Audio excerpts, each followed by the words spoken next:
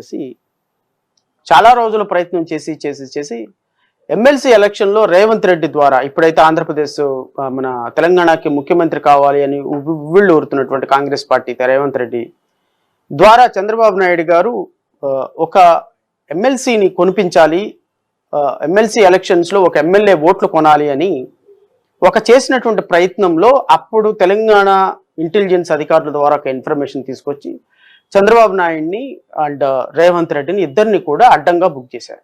ఇది కూడా వాస్తవమే. చంద్రబాబు నాయుడు గారు వాయిస్ రికార్డు మీరు అందరూ వినే ఉంటారు కదా.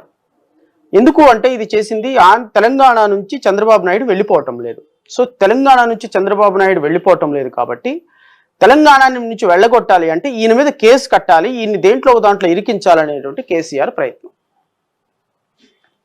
ఈ ప్రయత్నానికి అనుగుణంగానే, ఎందుకంటే రాష్ట్ర ప్రజలకు మరొకసారి గుర్తు చేస్తున్నాం, మీకు తెలియదని కాదు, ఒకసారి మర్చిపోయి ఉంటారు. ఇప్పుడు ఈరోజు మీటింగ్ పెట్టిన మేధావులందరూ కూడా హైదరాబాద్లో మీటింగ్ పెట్టి చంద్రబాబు నాయుడిని ఆకాశానికి ఎత్తేసి నువ్వు ఇంద్రుడివి, నువ్వు చంద్రుడివి, నువ్వు లేకపోతే ఈ రాష్ట్ర భవిష్యత్తు లేదు అని మాట్లాడేటువంటి నాయకులందరికీ కూడా ఇది ఖచ్చితంగా తెలియాలి. కాబట్టి నేను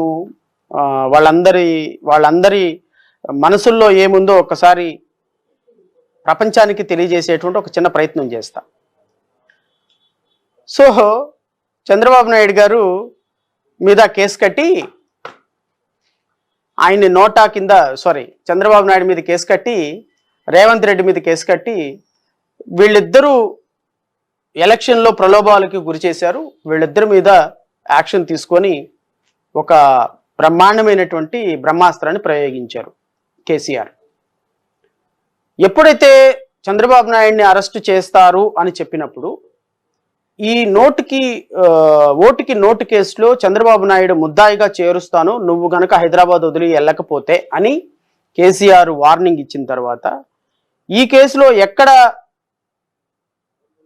నేను అరెస్ట్ అవుతానో, ఎక్కడ అరెస్ట్ అయితే నా పార్టీ పరువు పోతుందో అని ఒక సంవత్సరం తర్వాత పరుగోమని తట్టాపుట్టా సర్దుకొని 1800 మంది పోలీసులను తీసుకొని ఆంధ్రప్రదేశ్ అప్పుడు అమరావతికి వచ్చారు.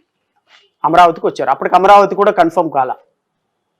సో ఎప్పుడైతే ఓటుకు నోటు కేసులో ఈయన్ని ముద్దాయిగా చేరుస్తారు అనేటువంటి వాస్తవం తెలిసిన తర్వాత అప్పుడు ఆయన ఆంధ్రాకు వచ్చేసి ఈ started searching for a capital. ఇనీషియల్గా అంటే ఇక్కడ వాస్తవం ఏంటి, ఆంధ్రప్రదేశ్ రాష్ట్రం మీద ప్రేమతోటి చంద్రబాబు నాయుడు రాలేదు. నెంబర్ 1.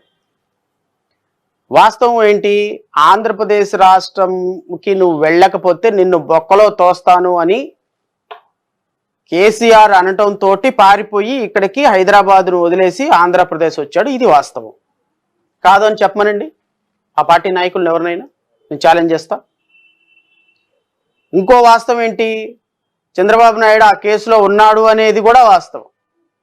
ఇంకో వాస్తవం, చంద్రబాబు నాయుడు ఆ వాయిస్ మాట్లాడింది చంద్రబాబు నాయుడు అనేది వాస్తవం. ఇవన్నీ వాస్తవాలే. ఇవన్నీ ఏదో మసిపూసి మారేడుకాయ చేసే కార్యక్రమాలు అయితే ఏం కాదు.